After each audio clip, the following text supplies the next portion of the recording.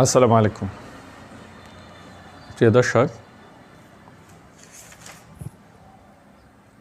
আজকে আমি জিপসাম কি এবং জিপসাম ডিজাইন কেন করবেন এই নিয়ে সংক্ষিপ্ত আলোচনা করব।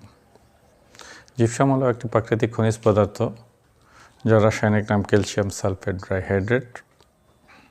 সহজভাবে বললে জিপসাম এক ধরনের সাদা বা হালকা ধূসর রঙের নরম পাথর বা মাটি যা খনিজ হিসেবে পাওয়া যায় এবং নানা কাজে ব্যবহৃত হয়। জিপসামের ইতিহাস খুবই প্রাচীন। মানুষ হাজার হাজার বছর ধরে জিপসাম ব্যবহার করে আসছে।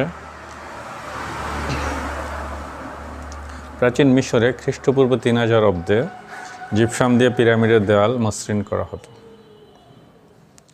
মধ্যযুগে ইউরোপে জিপসাম দিয়ে ঘরবাড়ির দেওয়াল প্লাস্টার করা হতো। বিশেষ করে প্যারিসে জিপসাম খুব বেশি ব্যবহৃত হতো। এই জন্য একে প্লাস্টার অফ প্যারিস বলা শুরু হয়। আধুনিক যুগে 18-19 শতকে শিল্প বিপ্লবের সময় জিপসামের ব্যবহার দ্রুত বাড়ে।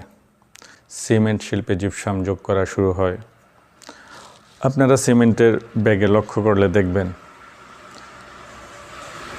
জিপসামের পরিমাণ কত তা উল্লেখ আছে। আজকাল জিপসাম ব্যবহার ফল সিলিং, প্লাস্টার বোর্ড, কৃষি উন্নয়ন এবং চিকিৎসা হাড় ভাঙার কাজে। আজকে আমি আলোচনা করব জিপসামের ফল সিলিং নিয়ে। দর্শক, আমাদের দেশে নির্মাণ শিল্পে বিভিন্ন উপাদান দিয়ে ইন্টেরিয়র ডিজাইন করা হয়ে থাকে। তার মধ্যে জিপসাম পাউডার একটা উপাদান। আমাদের দেশে জিপসামের প্রচলন বেশি দিন হয়নি। আমার যতটুকু মনে পড়ে 2001 সালে ঢাকার আন্তর্জাতিক বাণিজ্য মেলায় একটি কোম্পানি স্বল্প পরিসরে জিপসাম ডিজাইন উপস্থাপন করেছিল। পরবর্তীতে আরও 2-1টি কোম্পানি জিপসাম উপস্থাপন করেছিল। তারা হাঁটি পা করে দীর্ঘদিন পথ চলার পর 2010-12 সালের পর বাংলাদেশে জিপসামের ব্যাপক চাহিদা তৈরি হয়। জিপসামের ব্যাপক চাহিদা তৈরির পেছনে যারা কাজ করছেন তারা হলেন মধ্যপ্রাচ্যে জিপসামের উপর কাজ করা টেকনিশিয়ানগণ এবং বাংলাদেশের বরিশাল জেলার মানুষ। তাদের অক্লান্ত পরিশ্রমের ফলে আল্লাহর রহমতে আজকে বাংলাদেশে জিপসামের বিশাল বাজার তৈরি হয়েছে। এখন জিপসাম সম্বন্ধে অনেকেরই ধারণা আছে। আমাদের দেশে জিপসামের প্রচলন হয়েছে প্রায় 1 যুগের কিছু বেশি হবে। দর্শক, আমরা যদি 3 যুগ পিছনে ফিরে যাই, কি দেখি? এদেশের ধনী লোকেরা সেগুন কাঠ দিয়ে সিলিং ডিজাইন করতেন। মধ্যবিত্তের এই ব্যাপারে কোনো ধারণাই ছিল না। যদি 2 যুগ পিছনে ফিরে যাই তাহলে কি দেখতে পাই? উচ্চবিত্ত এবং উচ্চ মধ্যবিত্তরা তৈরি বোর্ড দিয়ে সিলিং ডিজাইন করছেন। কেন? তৈরি বোর্ড সেগুন কাঠের তুলনায় অনেক সস্তা এবং সহজলভ্য।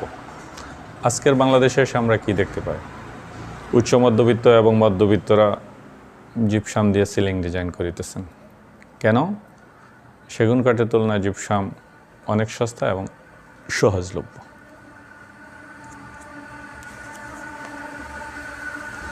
এখন আসি গুণাগুণের বিষয়। আপনি যদি সেগুন কাঠ অথবা বোর্ডের ডিজাইন করেন তাহলে 2-1 বছর পর একটু হলেও ফাঁক হয়ে যায় কিংবা ফাঙ্গাস পড়ে। কিন্তু জিপসামের বেলায় তা হয় না। জিপসাম ফায়ার প্রুফ, আগুনে পুড়ে না। কিন্তু কাঠ বা বোর্ডের বেলায় তা নয়। কাঠ বা বোর্ডে গুণে ধরে, কিন্তু জিপসামে গুণে ধরে না। কোনো কারণে একটু পানি পড়লে বোর্ডের কাজ পুরোই নষ্ট হয়ে যায়, কিন্তু জিপসামের কাজ নষ্ট হয় না।